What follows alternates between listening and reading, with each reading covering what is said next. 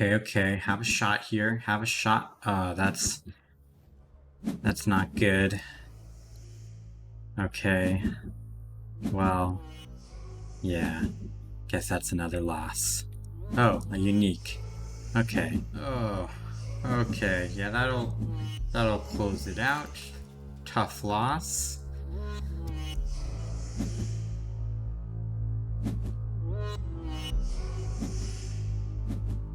Oh, yeah.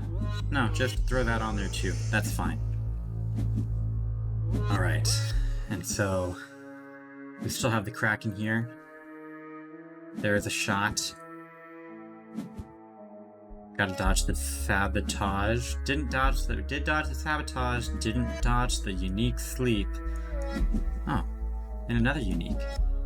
And that can just come into play too? Oh, come on. Come on. Please. Please. Oh. Oh, man. Oh, man.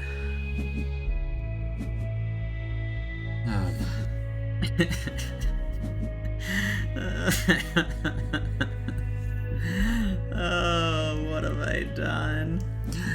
What have I done?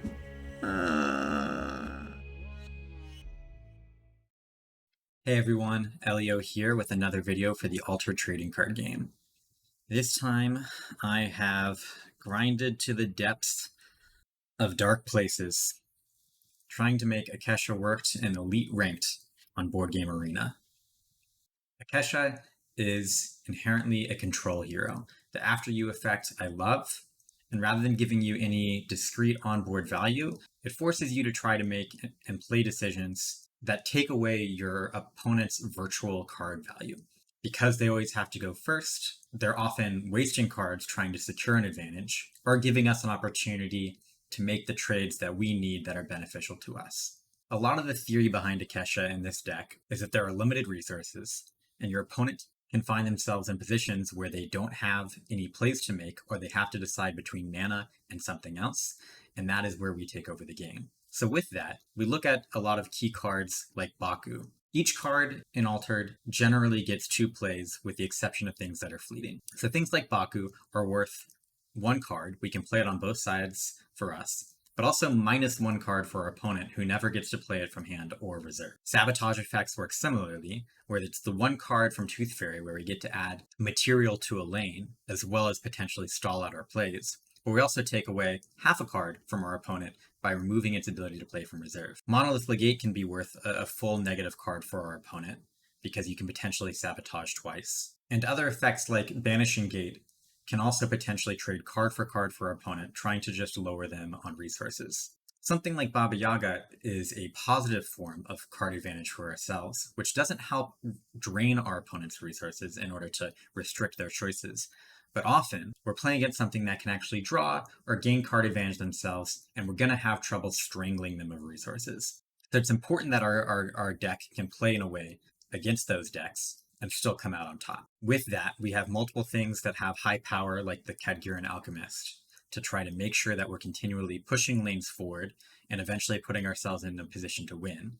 We do not want our opponent to be able to stall out on low resources, but then be able to finish us off because we can't close the lanes quick enough. The namesake of the deck is the Kraken. We're only running 2 copies of this because we want to make sure that in our opening hand that we're having good early plays, which this is not. And we don't need to play multiple versions of the Kraken to close out a game. Often just one will do the job, even just from hand, and sometimes we get to play it from both hand and reserve. Plus there's some decks that the Kraken just isn't great versus. Fen and Crowbar, for example, can often have tons of sleep effects or removal that make it so the Kraken just gets blown out when you try to play it. But alas, there are other decks that the Kraken is just great pressure versus. Because we're often attacking our opponent's resources, they're left having to make decisions about whether or not they keep something in hand that can contribute to their board presence, or keep the removal saving for something big that we might play. Faced with those decisions, they usually keep the thing that actually contributes to the board, otherwise they may just lose to a 1/1/1 Tooth Fairy. That opens the door for Kraken. Many of our rare choices are built around supporting the Kraken though. Ortis Carrier gives us continual presence on the board so that while we're trading things with things like Kraken's Wrath or removal, we're still pushing something to give advancement on the expedition zone. And it also gives us a token that continually can be sacrificed to support the Kraken. Rare Tooth Fairy, similarly, gives us an easy thing to sacrifice to the Kraken on the backside. At 8 mana, it's nice to have something that we can play for 1 to follow up with the Kraken. It's also often just good to have these 1 mana plays to stall things out as a pseudo after you effect, which many of the cards benefit from, given that it's built being an Akesha deck. Ultimately, we tried a lot of different variations of this deck, and they all really struggle against Sigmar, which is tough because there's a lot of ranked Siggy on the ranked arena on BGA. However, against a lot of other matchups, or in unranked or at your locals, depending on the meta, this deck can be quite powerful. Siggy gives this deck trouble, though, because the virtual card advantage provided by its ability makes it difficult sometimes for us to try to play the drain resource game, and instead we have to go alternate paths. We definitely have ways to try to fight a fair game, and some things that try to play well versus tokens specifically, like Kraken's Wrath, but there's no doubt that it's a very hard matchup. In addition to what's shown on the main screen here, there are 3 different uniques in the deck. The first is this Ortis Trooper, which plays as a pseudo-rare Alice that will have similar stats to that on the front side, has the after-use support ability, and can also be played for 2 on the front or back, hand or reserve, for cheap on the lanes that support it. Not a great unique, but helps fill out our sort of Cadgiran Alchemist big boy board position slot. The other 2 cards are copies of Muna Caregiver. This serves 2 purposes. One is the Anchored effect, which is great on an Alchemist and okay on a Baba Yaga, just to give us continual stats throughout the next round, which is often unexpected from Akesha, but can be quite powerful. The front side of this one also has positive stats that can beat an Ortis token, and the other one has the ability to return cards from our reserve to our hand, which is great with a lot of things in the deck. Returning a Baku, a Baba Yaga, or an Off You Go can all be really, really crazy card advantage plays that further our game plan and help us win the game. That's the deck. Let's see how it plays out in some games. Okay, starting off against Basira. Bravos is definitely something that you can run out of cards and resources. They don't have a lot of ways to refill, they don't have a lot of ways to gain card advantage. So here I'm definitely interested in the Baku for that reason. I generally really like keeping Baba Yaga, so I'm probably not pitching this back.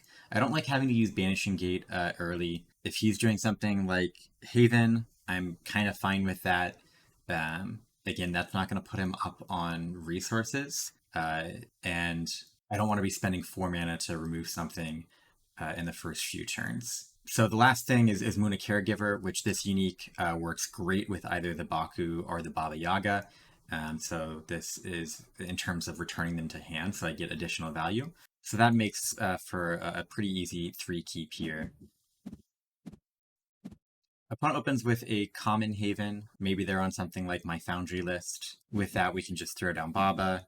We'll see if they have anything. They do have a Tiny Gen, so we'll trade lanes. If we get a Sabotage, that would be fantastic. Being able to go first and stop this Tiny Gen from coming into play. Especially with him using 2 cards on round 1, and our plan of running him out of resources, drawing another Baku. We're feeling like we're going to be able to get to that point pretty easily. We do draw the Tooth Fairy, so we can put back the Flamel and open up with that Tooth Fairy, preventing him from getting the mana value of this. He follows with a common Blade Dancer, which is good because that means that we don't need to worry about how we're going to remove that coming back with the fleeting. There's not going to be a eternal value there. We can, after you, see what he does, and then Baba in whatever lane that's needed in order to take that lane. So once again, we trade lanes. He's down to no cards in hand, which means our Bakus are often going to be clearing him out from here on out. We have an interesting choice here with our hand. We do want to just be putting Baku pressure on him. So like next turn, for example, if he manas, us playing Baku can mean that he has no cards in hand to play. And we can just take free lanes. And that can kind of be happening from here on out with strong potential. I also really like the Off You Go because it just clears out one of the things that he plays after he spends the mana for it. So I think we're actually going to get rid of the Spycraft rather than one of the Bakus, or off you go. He opens with Chiron. We're happy to Baku here, lose both lanes, but now we're in the very efficient portion of the game, where while we're behind on board, we're very much up on resources, and it's difficult for him to make decisions that are going to make him come out ahead.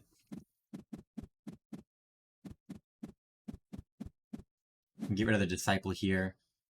Opponent chooses not to mana, which, well, after you figure out what's going on over there, he does pass, so he's trying to protect something. We're not exactly sure what.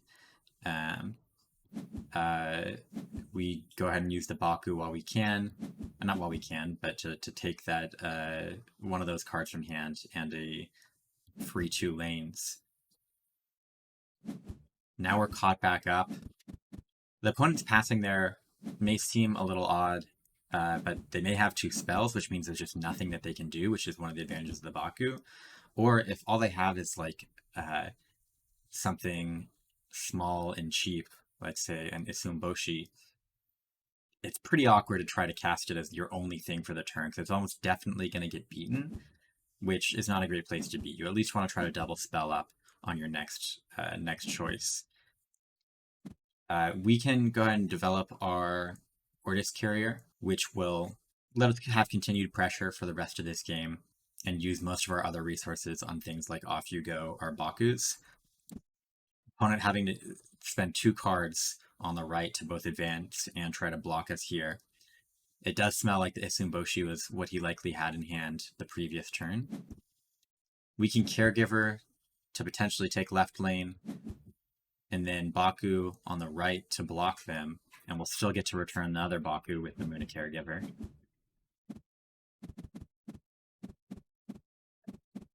At this point now, we're ahead on board and the resources. We can get rid of the Legate here. We're now going for the Throat. We don't need to be sabotaging with lane losses anymore. An Open Tooth Fairy lets us get rid of his biggest thing, the Tiny Djinn, which would be a 2/4/2 with the Haven and potentially bigger with Basira. He does play out an Isumboshi here.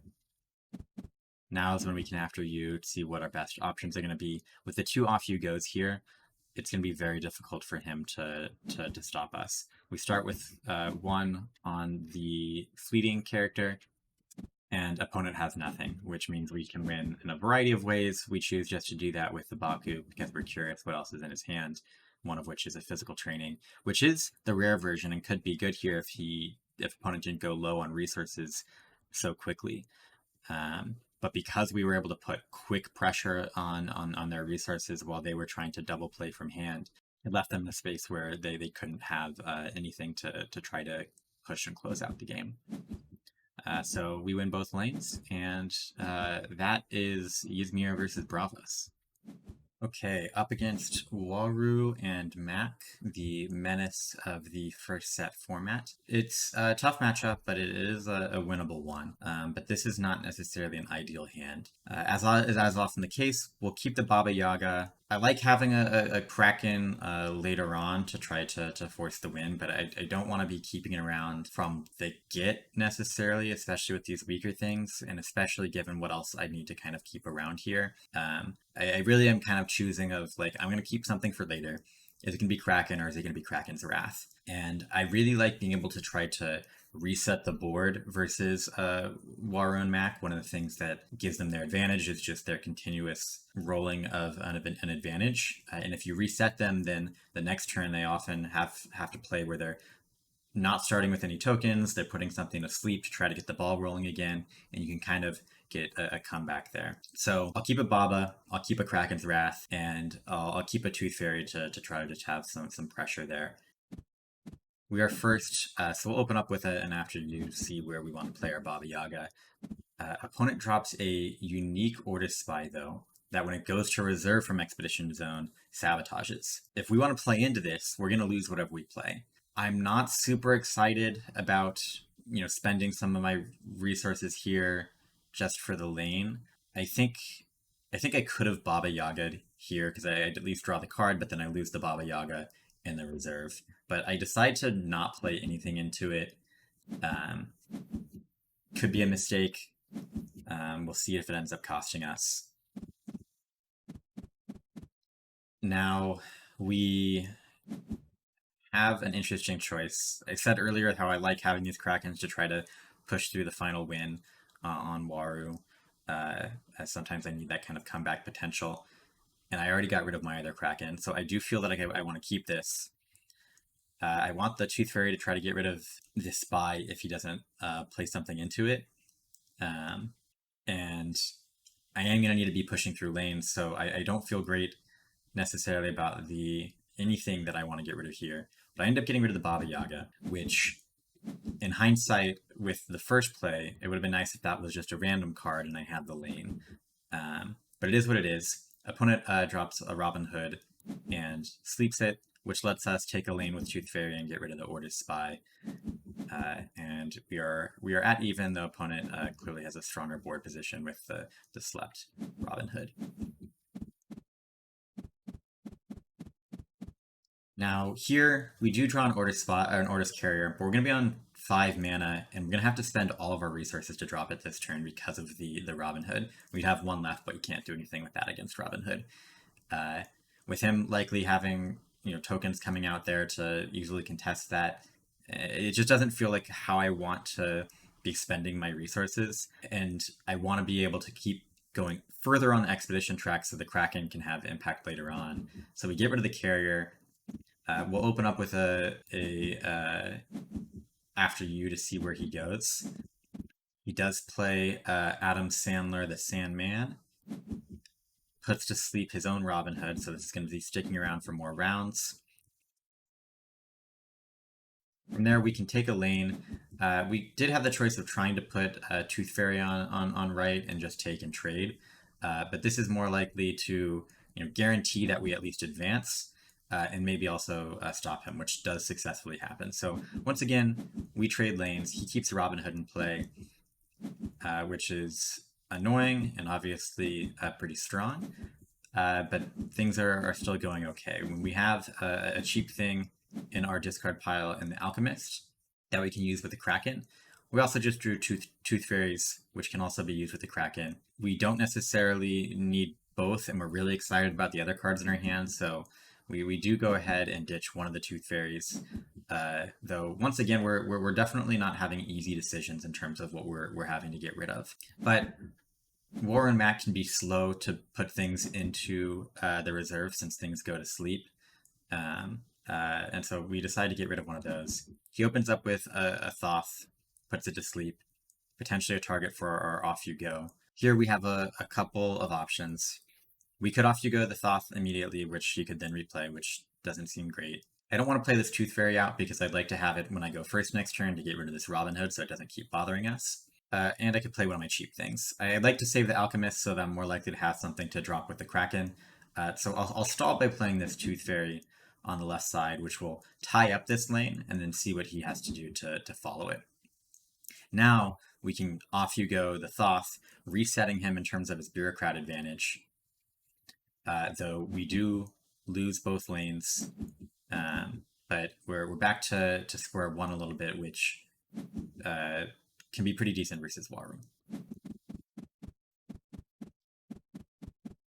Banishing Gate, great versus Waru. I love getting rid of their opened up Robin Hoods. So we can get rid of the Disciple here, open up with Tooth Fairy, and see if it's possible for us to take 1 or maybe 2 lanes this time. Opponent plays Thoth from reserve. We can After You now, see what their next move is, which is a Quetzalcoatl. They also choose to sleep this, and it's unlikely that they'll have a follow-up play. Kraken's Wrath isn't the move here. We could Banishing Gate and Alchemist here, which would let us take both lanes, but then that leaves them with the Thoth. We can also Off You Go one of the characters, which saves the Banishing Gate for a Robin Hood, which is something that I am definitely afraid of. Another Robin Hood could kind of seal the game versus us, and so it's important to kind of keep this Banishing Gate for that reason. I was pretty wary of losing that Banishing Gate, So with him also having multiple cards in hand, I didn't feel confident that I was running him out of options. So I kind of opened up with Alchemist, making sure that he doesn't have any other follow-up plays, and then used an Off You Go on the thing with higher water, trying to limit the amount of things that he's going to be building up and saving on the board for the next turn, and also forcing him to pay mana for his water investments in the future, which are important because of what I'm potentially trying to do next turn, which is Kraken. We're back to even. Opponent has some board state, but we can be catching up here with the Kraken. As said, I'm not feeling like I have the time to try to attack his resources right now, so the Baku is what I'll get rid of here. This is likely a Kraken turn, but we'll see what opponent does. They open with Robin Hood, which makes the Kraken plays impossible, but this is also why we saved the Banishing Gate, and if this gate was gone, we would feel very screwed. But instead, we open with the gate, and hopefully we can take a turn, or take a win this turn with the Alchemist. They do put this to sleep, and we go ahead and advance one lane, once again trading lanes. Similar position to last time, except again, we do have the Kraken this time. We also have 2 1-drop plays that we can go into stalling with our After You with Akesha before we drop the Kraken, giving us plenty of information, and a Kraken's Wrath in case that is the best play to close things out. 2 of his Robin Hoods are gone, so there's only 1 left in the deck. The final card we keep here doesn't super matter, but getting rid of the Spycraft seems to be the most obvious choice. We can go ahead and open up with a 1-drop, so that if he does have the 3rd Robin Hood, we're minimally impacted. Because he doesn't drop the Robin Hood immediately, it's unlikely that he has one, since that's generally something that you want to try to tax with right away. It is a Quetz. He puts it to sleep. Now we can go ahead and start After Viewing. This also leaves open the potential play of Baba plus Kraken's Wrath, if that's what's needed to take the lanes, as opposed to if we had opened with Tooth Fairy, in which case that option would no longer have been available to us, and we could only either Kraken or Baba plus Mystery card. He does play a huge Haven Warrior. Now we'll go ahead and play the Tooth Fairy to the right. That way, if we Kraken, we can sacrifice either one and end up with 9 power on the side that we need. Opponent does unfortunately have a charge, which is one of the few things that gets him to the 9 power needed to not lose this lane. Now, we could Kraken's Wrath here to trade lanes, but we don't know if the Kraken's going to be safe next turn, and he's certainly going to have a lot of power next turn, especially with this sticking around with the charge count boost. So we can go ahead and drop the Kraken, tie on left, advance on right. We're 1 lane away. We can still potentially Kraken next turn again if we draw something cheap enough. So there's not much left in the deck that does that. We saw a lot of our Tooth Fairies. We got rid of some of our Studious Disciples. I think there may be 1 Disciple left. But we do have the Kraken's Wrath, and all we need to do is win 1 lane. Unfortunately, the Baba kind of plays awkward into the Quetzalcoatl, but we get rid of the Flamel because we want to have the option of Baba plus Kraken, which could is actually, sorry to correct from before, is enough for us to Kraken and forces him to have 8 power on both lanes, which can be tough. They do find, however, their 3rd Robin Hood. So that leaves us with a forced play here, where if we want to be able to have a shot of doing stuff here, especially since he could just replay this Robin Hood to Banishing Gate. The other thing that we could have considered doing here would be, so we open with the Banishing Gate, get rid of the Robin Hood.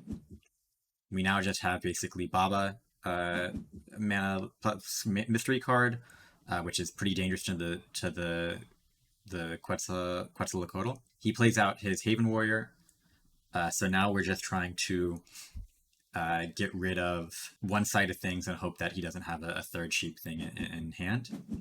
And if we do that, then we can go into the next round tied up, but he doesn't have anything asleep, and we've got Baba plus Kraken and an extra mana, which feels like a stronger position. We clean out the right lane. Doesn't terribly matter, but he does end up having the Frog Prince. Tough game. Looking back at the beginning of it, especially thinking at that Baba Yaga that did not play to advance the lane may have cost us this. Was definitely thrown off by this pretty scary unique, but I think the right play may have just been to rip it, because ultimately we lost a close game. Okay, we're up against our nemesis, Siggy Stardust.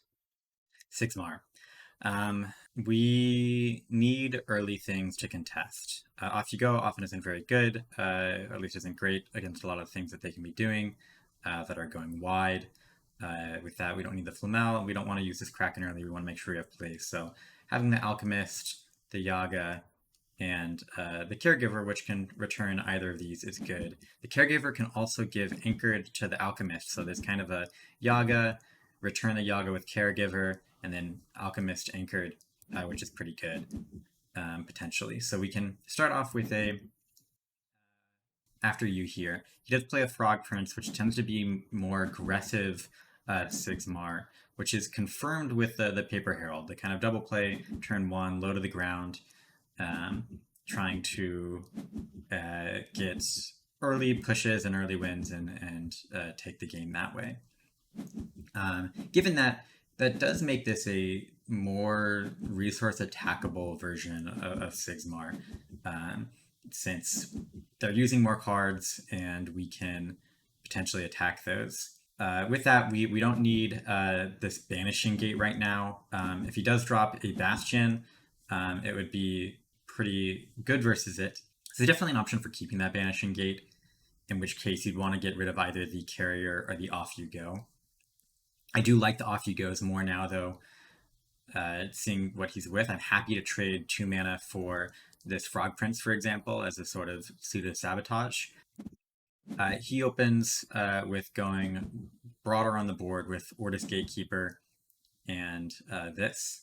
Would not recommend using this his support ability so aggressively like that. We have the option, a couple options here. We could Baba on the right, advance in this lane and block this one. Advance in this lane and trade with this one. However, we'll do our kind of Baba planned plays where we can get the Baba back or get an Off You Go back by casting Off You Go on this Gatekeeper, and now we're tying on the green-brown, so they advance on right. We don't advance, but we're attacking their resources a little bit more and slowing them down and playing a more grindy game ourselves while not letting them be too fast. With their more aggressive card play here, I like doing that and kind of going towards a more traditional Ysmir strategy. With that, we'll return the Off You Go. It's going to be much better at 2 mana from our hand, whereas Baba is good on both sides. This will let us make an efficient trade, at least, with it in the future. Now we see another Caregiver, which we're happy with. We definitely want to use our Sabotage. That's how we're going to be attacking the resources. The Alchemist is meant to be anchored by both these Caregivers, which would be great. Really, our upcoming game plan doesn't really have us playing this Carrier. So we'll get rid of the Carrier and play a resource attacking game. We can open with Tooth Fairy to make sure he doesn't get his best thing here, which is the Gatekeeper. But then we can start After Ewing. Except he does get a Ortis Spy, which unfortunately hits our Caregiver, which is going to delay our Alchemist plans. Now's a good time. We played the Baba here. I think ideally I would have After Ewed instead to see what they do. But they play the Frog Prince out, and we have the option of either stopping here, letting them advance left, we advance right, or we could play the Caregiver, get the anchored ability there in reserve, and we do advance on left because we have 2 mountain there, which is what we decide to do. That way we can start pressuring a little bit ourselves, even though we're not stopping them on a lane here. And also, quite importantly, unless they have another spy, it sets us up for a Anchored Alchemist, which should be quite good in this situation. Draw a Disciple and a Baku. Going along with our previous thoughts, we do think we can attack their resources, so we get rid of the Disciple and keep this Baku around. They open with the Spy. From our position, we can go ahead and tie on the left to stall out as a sort of pseudo after you. He plays Paper Herald, so now he's winning both left and right. We tie on right, and he finishes it off with an Ortis Carrier. From here, we'll definitely anchor on the right. But the other thing that we will do is actually off you go this Paper Herald. Now, we can't do this in a way where he can't use the support ability, but at least by forcing him to use the support ability, he still takes the lane, but it acts as a pseudo acapella training, giving this fleeting so it doesn't come back. And so now he has 0 resources. We have Baku, so if he bananas something, we get rid of it from his hand. And we have this anchored Alchemist. So he's advancing on left, we're advancing on right, but he's going to be totally out of resources, and he's going to have to hope that these 1/1s give him enough gas to continue pushing forward. Now, these low-to-the-ground decks can operate on just 6 mana, especially when they only have 2 cards that they'll be able to play a turn. But they're going to be much more resource constrained. We can get rid of the Spycraft here. We want to keep climbing up the ladder. Now, not a huge surprise, they did not mana because they can most likely play both cards in their hand. So we'll open up with an After You here so that the Baku isn't known, and we discard the remaining card in their hand, which should hopefully be the one that they're trying to cover. Normally when people are playing the cards out, they tend to, they're not always, especially when the Baku threat is there, play their weaker cards first. This makes it so that your removal on board isn't as effective, but it does make them more vulnerable to Baku, and we kind of have a catch-22 with what that this deck can do, leaving them in awkward situations. So their hand wasn't fantastic either way. That second carrier wouldn't have worried us a whole bunch, but we do get rid of it. And with that, we'll be able to, once again, double advance. And now we are 1 lane away from winning. Our opponent is going to have a big Ratatasker, but if we can just win 1 lane, then we will force through the win. Or if we draw a small step. Here, because we're just trying to win a lane, we'll keep the 2 biggest things, which is going to be the Ortis Trooper and the Baku. Unfortunately, if he decides to go right, the Trooper does not help on that lane, but we'll at least help block him. We get rid of the Legate. It's possible he has another Sabotage effect, in which case we want to be able to Baba draw into more action, and if that's a 3 mana card, we want to be able to play it, and 3, 5, 8 is what we would need for that. He goes left, though, which will give him strong position there, but it lets us start going to the right, contesting the mountain in blue with our Ortis Trooper, which is effective here. He does this, though, because he had a huge unit that can basically stand up the right itself. Luckily, we did open with the Trooper, which means our things that are flexible can go to the left, and this isn't stuck in our hand. And we will have enough to have 3 plus 2, 5 green to beat him over here, which is what we're contesting, and we will take the game closely. Because, you know what, we beat Sigmar every time. There's no evidence that anything else has ever happened. Easy wins. Easy wins. Nothing to worry about. Please don't make me play Sigmar anymore. Okay, as you can see, we never lose to Siggy. We beat him every single time, and yeah, nobody can say otherwise. Deck is fun. I really like playing control things, and this one is a very challenging control shell to pilot.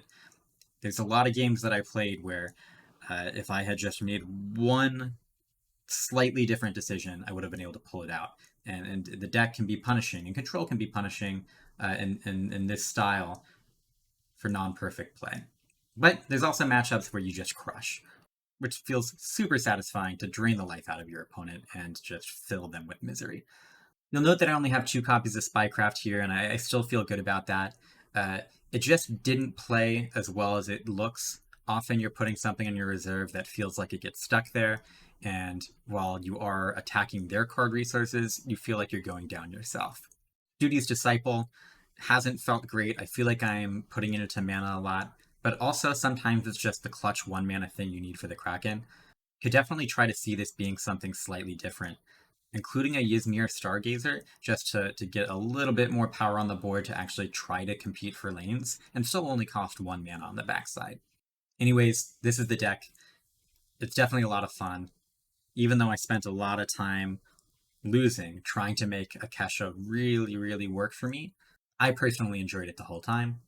Anyways, let me know what you think. Thank you for watching. Consider subscribing, and I will see you next time.